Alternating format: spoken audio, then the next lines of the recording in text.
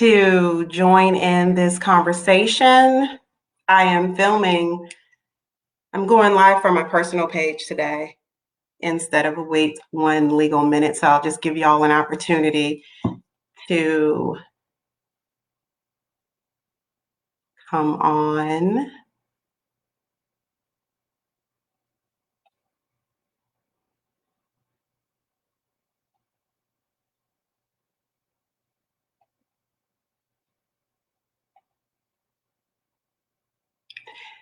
Is anyone going to join me? I am always having a technical difficulty.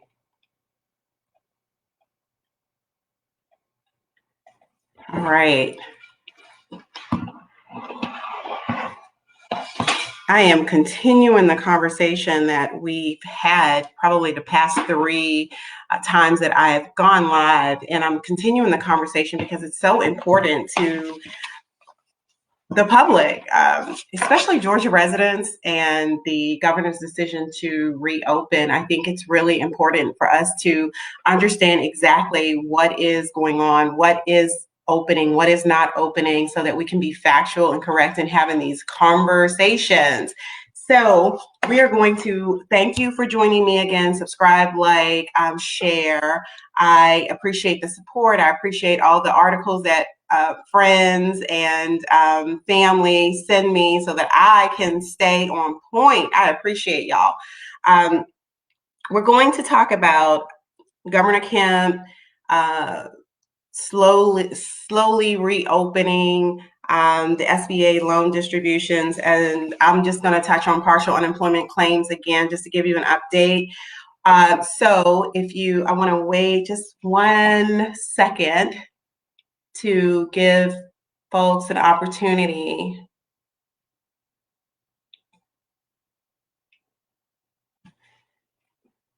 If someone is out there, if you could type a message, say hello, say hi, I can know that this is working.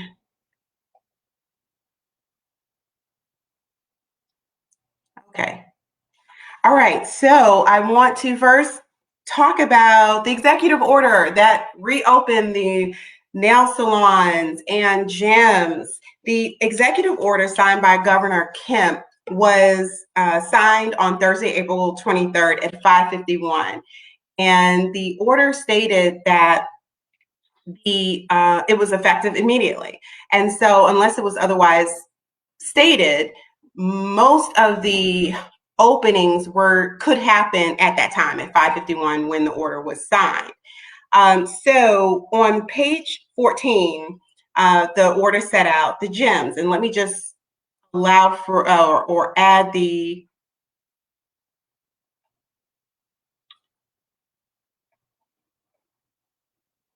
Okay, I just want to get the order up so that you can access it. And anything that I talk about, I'm going to try to include on my comments so that you all can access the information yourself, read it for yourself, draw your own opinions. Thank you, Kenny. I appreciate that. I don't know if this is working or not, so I just have to ask. I will add a link to to Governor Kemp's order, and you can do it yourself. But page 14 of the order says that gyms, fitness centers can open immediately. Of course, they included, or Governor Kemp included in the order, what precautions or measures that the gyms have to take into consideration if they decide to open. So we all saw the meme about not going out until the tanning salons open. And I myself also shared that sentiment, just that it was premature to open, and let me see some other businesses that I thought were not targeted. Let me see them open before I think Governor Kemp believes it's safe. So here was the meme that I saw, and I thought this was, I shared this sentiment. It said, don't go outside till they open the golf course, the country club, the tennis and racquetball court, and the tanning salon. And like I said, I shared this sentiment. I spoke about this on last Thursday, I said, don't go out. It's not safe. I mentioned that what I believe to be target businesses and how these businesses were selected. These particular, owners who frequent these businesses, how were these businesses selected? And I didn't mention tanning salons because I didn't know whether or not they were going to open, if they were included in the businesses to open immediately or Friday or Monday. But I still shared the sentiment because everything that I saw online at that time only mentioned nail salons, hair salons, barbershops, and so I shared the sentiment. But to clear up this misconception,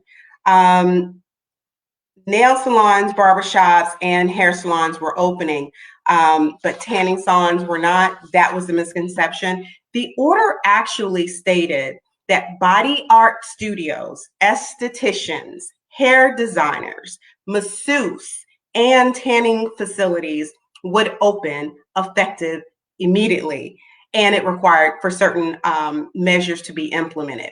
So I just wanted to be very clear that although the meme was funny and it kind of it supported some people's opinions, mine as well, that certain businesses were targeted.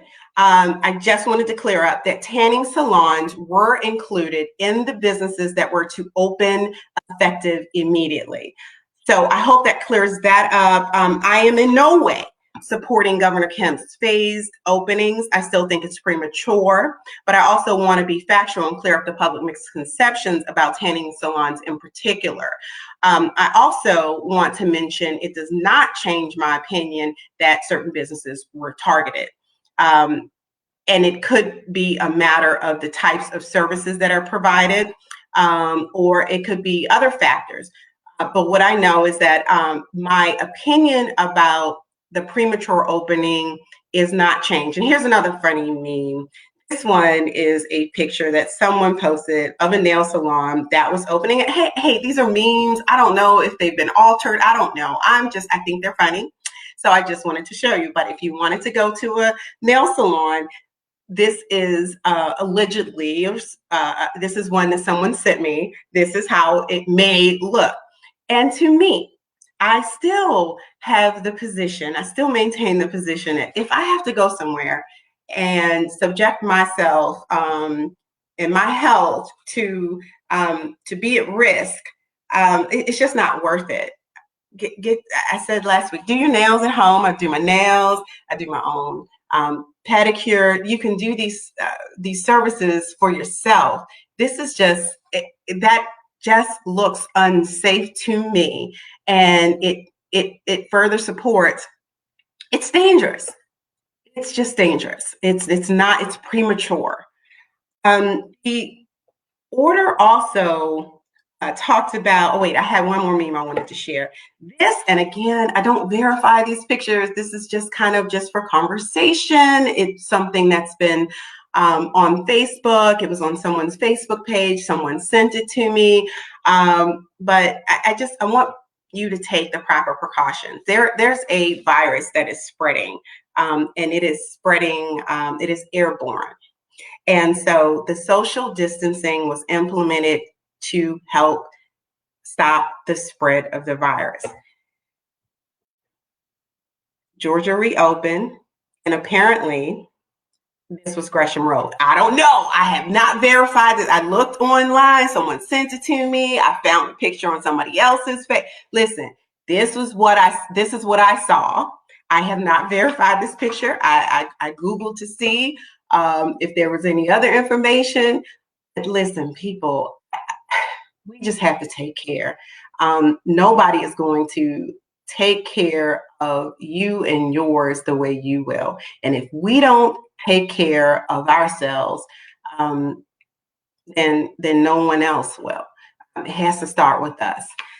So it was shocking It was shocking, but I guess I have to say that I wasn't surprised, and that's why I've put so much emphasis on this conversation and the seriousness of staying at home, because I think I knew deep down how we might respond to the openings of these businesses. The orders talked about the order, Governor Kim's shelter in order, and actually, this order was entitled like Georgia opening back up or something. It was interesting the way that it was worded, and I don't have that. So take a look at that order once I put that up on my comments. But restaurants would be allowed to start dine-in services on, that was yesterday, April 27th, and certain specifications that the order required restaurants to follow are that they had to have 10 people for every 500 square feet, and the square feet for calculation purposes shall include the bar, waiting areas, but not include hallways, restrooms, and spaces closed to patrons. So I guess they want to try to emphasize or enforce social distancing, notwithstanding the opening. So they came up with, or the governor came up with these guidelines to help keep people safe, even though they're out in public. Some of the other guidelines were no self-service drink utensils or condiment stations, encouraging the use of disposable menus, discontinuing salad bars and buffets. I think those are great. Some of the items they should have been doing anyways, thoroughly sanitizing tables and other commonly used items. They want to limit the parties of no more than 6 per table. And they also want the waiters to, and all the patrons to continue social distancing and stay 6 feet apart. I just don't know how you're going to implement or enforce these items, these guidelines in public facilities. So I'm very uncomfortable with the decision to reopen. I think that it is going to be difficult to enforce these requirements. And if you are a patron, I would be very concerned about all of the precautions or the requirements that have been outlined in the order, and restaurants even being able to follow them. So I continue to stay home. I don't think that it is safe, and I think it's premature. But tanning salons are open. Oh, and by the way, golf courses, country clubs, tennis courts, and racquetball courts, they are still closed. So I haven't changed my position. Just wanted to clear up the tanning salon rumor. So the next item that I want to talk about is the SBA loan distribution. I've had a few conversations about this. I was hopeful that small businesses that it was targeted for would actually receive the money. I was wrong. On Thursday, I referenced the Forbes article that talked about 71 publicly traded companies that received program protection, payment protection program loans to the tune of $300 million. These are publicly traded companies. It just didn't seem right. It felt unfair as a small business owner. I thought it was worth a conversation. I highlighted Shake Shack because they were able to receive the money through some loopholes in the bill. The bill required that you could be eligible for the funds if you employed less than 500 people. Well, they did at each of their locations. It just didn't feel right. It was very frustrating as a small business owner myself, and in need of the money to maintain my business and to continue to employ my employees, which I have been able to do.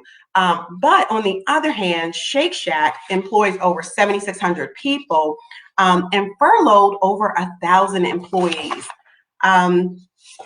Poppy Harlow of CNN, and I hope I can get this right. Thanks for joining, Yvette. Thank you.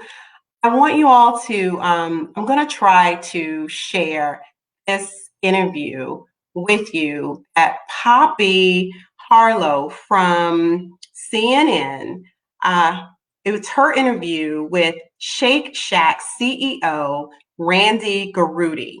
I'm going to try and share my screen and play a few excerpts from the interview. Um, Poppy had no pleasantries for Randy. She jumps right in with, "Why are you giving the money back?"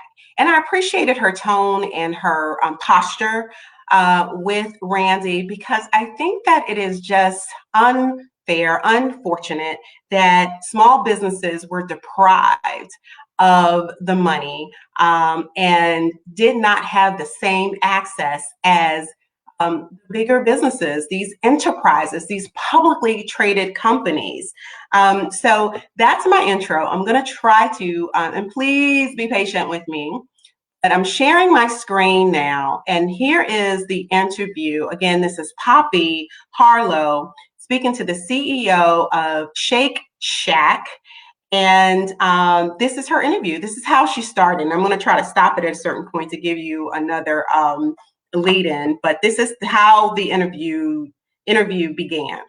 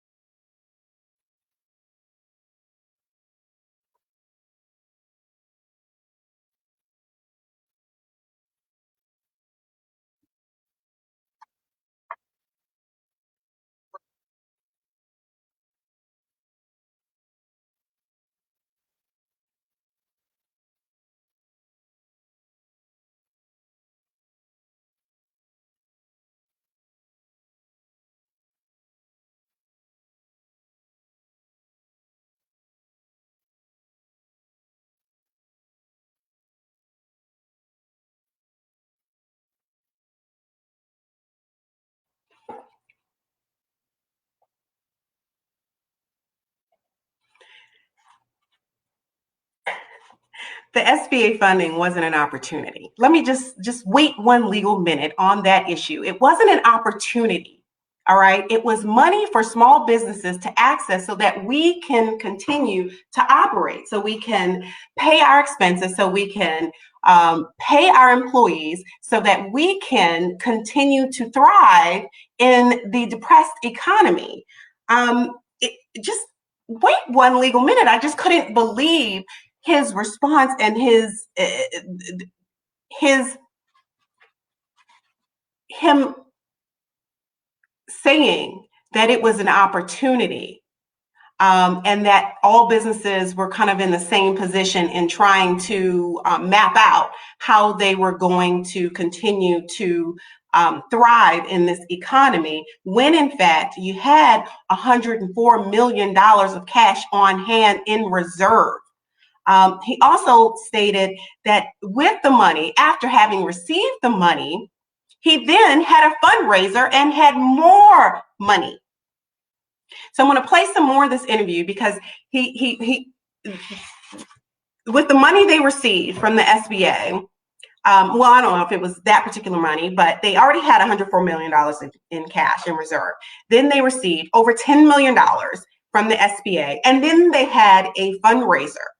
And despite all of this cash reserve that they now have, they still did not rehire the 1,000 employees that they furloughed, which is the exact purpose of the money. So let me try to share my screen again. Please be patient with me. I am learning all of this technology, but I'm going to share some more of this interview.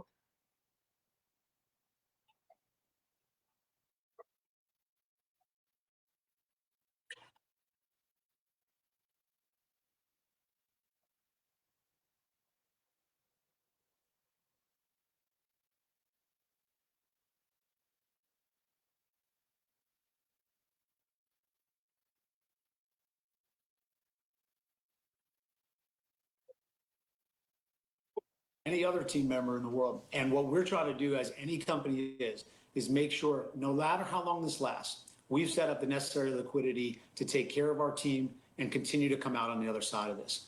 And the good news for us is, as a larger public company, we also have access to capital in different ways. When we were able to continue to do that, we were able to have an additional fundraise last Friday to really ensure our long-term stability.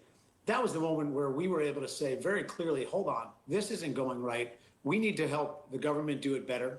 And we need to help all of our friends who are out there struggling to get this money, get it. And by returning our 10 million, that 10 million now can go back into the pot, can go to the people who deserve it, and we hope can go help inspire the next round. As you're seeing the Treasury and everyone talking today about how to make this next round better, we really hope that this conversation can help that round get it to the people who need it most, so that all of us can rise up when we come out of this. And I know you don't want to tell other companies what to do, but there are other big restaurant chains like Ruth Chris Steakhouse and Potbelly that also got millions and millions of dollars from this program. Should every big company akin to yours be doing what you're doing and giving it back? Remember what I said. I think there is no company that is unsinkable in this. And I think each company needs to make the decisions for themselves. This is what Shake Shack was able to do because we are in a position of strength that allows us to do so. And what's good for us is over this last few weeks, we've begun to slightly see our sales come back up. I mean, it's still challenging out there. But as that has happened, that continues to give us the ability to do this. We've been able to unfurlough some of those employees. We've actually chosen this week to give raises to our hourly and manager team members who are working in these shacks day in and day out, providing these. So they've managed to give raises. He said furlough a few of them. He's rehired a few of the people, but most of the furloughed employees have not been rehired, and instead upper management has received raises. Again, as a small business owner, a bit offended that the money was taken in the first place. Seems like a very intelligent gentleman. And so you had to have anticipated that the funds would not last or would not extend to the smaller businesses if you were taking $10 million off the top. So it is just, it's unfortunate and it's disheartening. I've reached out to, I use a big bank. I have regrets about using a big bank now. I thought I had a good relationship with my bank. If you are out there, if you are a small business and you have a small, and you don't use a small bank, you use a bank like Bank of America or Chase, and you have received some funding, I'd like to know about it, because right now, my position is that these larger banks supported these larger companies, and the smaller businesses like myself did not receive the funding. Just going to go back to the interview and play the very end of it. It's just another minute or so left. They're essential workers, and I can't thank them enough. That was what was right for us. What about the 1,000? That we could do that. Sorry about that, Randy. The 1,000 employees I know you guys have had to furlough. Are you going to, do you think, by June or in the next few months, be able to bring them all back to work? Well, I think all of us are done guessing where this virus is going to go. With every day, we learn more. I hope we're seeing some positive signs in this country that hopefully we're flattening the curve and starting to get on the other end of this, but I don't think anyone can name a time. My goal, as I've committed to our team, is as soon as we can, we're going to get team members back. And we've begun to do that where we can.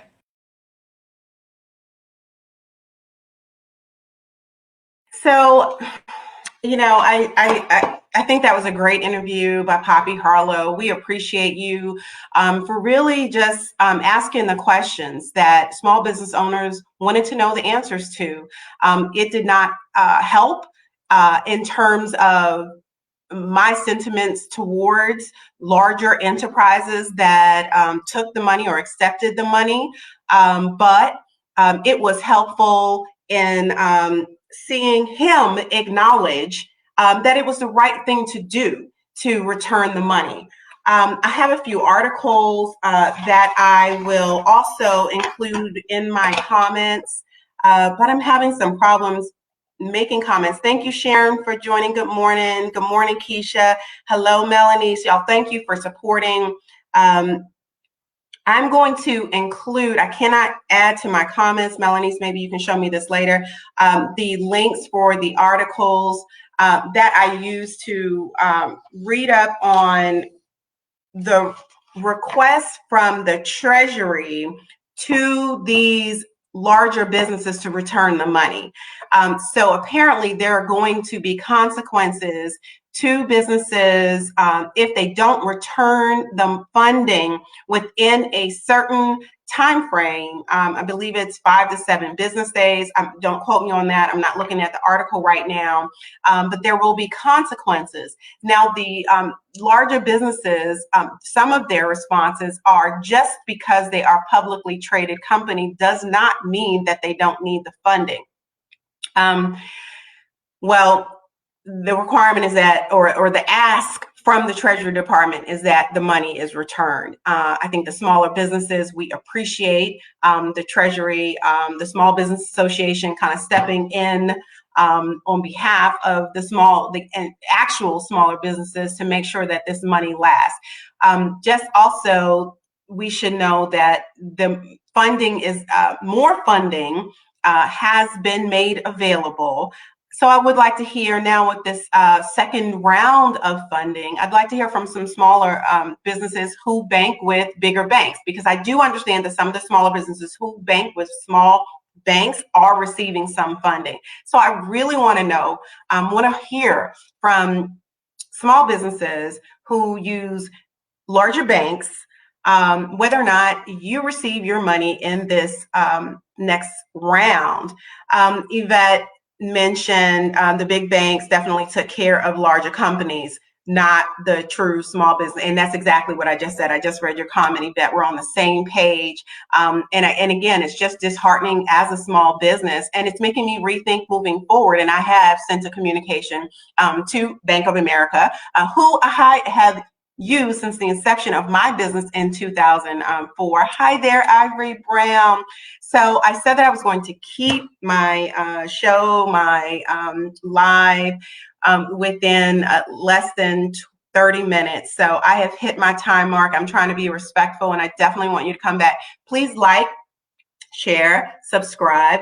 I will include the articles that I read this morning, well, not this morning, but in preparing for today. I will also include the governor's order so that you can read it for yourself before you jump to any conclusions about the tanning salons or other businesses. I just think it's helpful to have the information. I just want to thank you all for supporting me, sending me the information, articles, memes. The memes are fun. Keep it interesting, keep it funny, keep it light. This wasn't intended to be a political live show. Wait One Legal Minute was just, again, it was just a platform for us to share ideas, have a conversation, for me to share my personal opinion.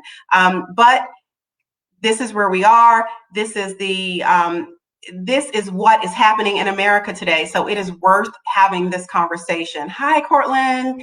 Thanks for joining. I appreciate y'all. I appreciate your support. Please continue to tune in on Tuesdays and Thursdays at 11 o'clock.